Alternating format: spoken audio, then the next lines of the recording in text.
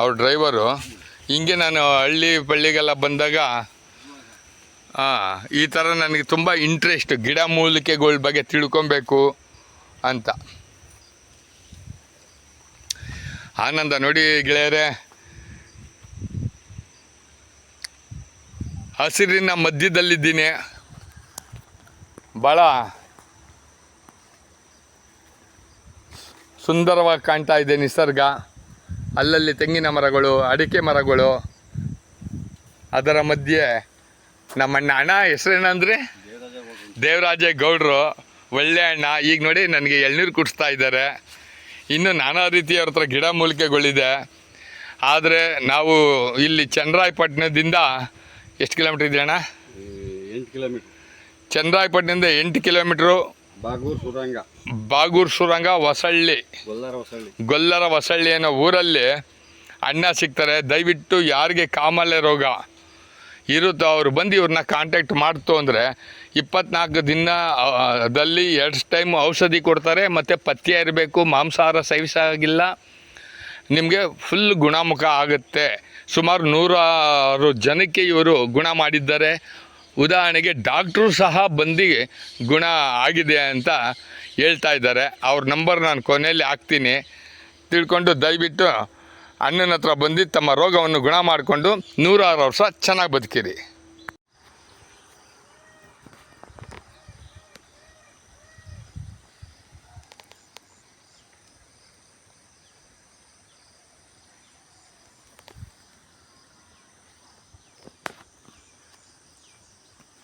ನಮಸ್ಕಾರ ಅಣ್ಣ.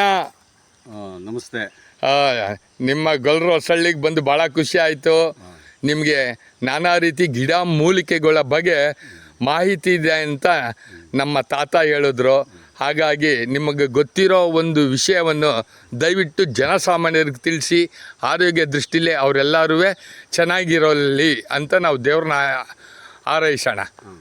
ಈ ಗಿಡದ ಬಗ್ಗೆ ಹೇಳ್ತಿದ್ರಲ್ಲ, ಹೇಳಿ. ಈ ಗಿಡ ಸರ್, ಇದು ಜಾಂಡೀಸಿ ಬರುತ್ತೆ. ಜಾಂಡೀಸಿ ಬರುತ್ತೆ ಅಂದರೆ ಏನು ಹಾಕ್ಬೇಕು ಅದಕ್ಕೆ ಔಷಧಿ ಅಂದರೆ ಇದು ಕಲ್ಲು ಸಕ್ಕರೆ, ಆಮೇಲೆ ಏಲಕ್ಕಿಕಾಯಿ, ಎಳ್ನೀರು. ಅದು ಔಷಧಿಯ ಸಣ್ಣಗೆ ಅರಿಬೇಕು. ಅರ್ದು ಬಿಟ್ಟು ಏನು ಮಾಡಬೇಕು, ಎಳ್ನೀರಿನೊಳಗೆ ಹಾಕ್ಕೊಂಡು ಕುಡಿಬೋದು, ಇಲ್ಲ ಹಾಲಿನೊಳಗೆ ಹಾಕ್ಕೊಂಡು, ಹಸಿನ ಹಾಲಿನೊಳಗೆ ಹಾಕ್ಕೊಂಡು ಕುಡಿಬೋದು. ಅಷ್ಟು ಬಿಟ್ಟರೆ ಅದಕ್ಕೆ 24 ದಿವಸ ಟೈಮ್ ಇದೆ. 24 ದಿವಸ ಯಾಕೆ ಟೈಮು ಅಂದರೆ ಹೊಟ್ಟೆ ಒಳಗೆ ಔಷಧಿ ತೊಳಗುತ್ತೆ, ಅದು ತಕ್ಷಣ ಹೋಗಲ್ಲ ಜಾಂಡೀಸಿಗೆ. ಸರಿ ಅಣ್ಣ. ಆಮೇಲೆ ಇದು ಏನು ಮಾಡಬೇಕು ಅಂತಂದರೆ ಅದಕ್ಕೆ ಏನು ಸಾರು, ಇದು ಒಗ್ಗರಣೆ ಹಾಕಿ ಸಾರು ಮಾಡಬಾರ್ದು. ಅದಕ್ಕೆ ಕಾಯಿ ಹಾಕ್ಬಾರ್ದು, ಹುಳ್ಳಿ ಕಾಳು ಸಾರು. ಆಮೇಲೆ ಒಂದೇದು ಏನು ಸೊಪ್ಪಿನ ಸಾರು. ಅದಕ್ಕೆ ಈ ಖಾರ ಪುಡಿ, ಅರ್ಶಿನ ಪುಡಿ ಹಾಕಿ ಸಾರು ಮಾಡಬಾರ್ದು. ಏನು ಮಸಾಲೆ ಇಲ್ದೇದಂಗೆ, ಬರೀ ತೆಂಗಿನಕಾಯಿನೂ ಇಲ್ದೇದಂಗೆ, ಒಗ್ಗರಣೆ ಹಾಕ್ದೇದಂಗೆ, ಉಪ್ಪು ಹುಳಿ ಎಲ್ಲ ಹಾಕ್ಬೋದು. ಉಪ್ಪು ಹುಳಿ ಎಲ್ಲ ಹಾಕ್ಬೋದು. ಅನ್ನದ ಜೊತೆ ಹುಳಿಕಾಳು ಸಾರು, ಉಪ್ಸಾರು ಮಾಡ್ಕೊಂಡು ತಿನ್ಬೋದು. 24 ದಿನ. 24 ದಿವಸ.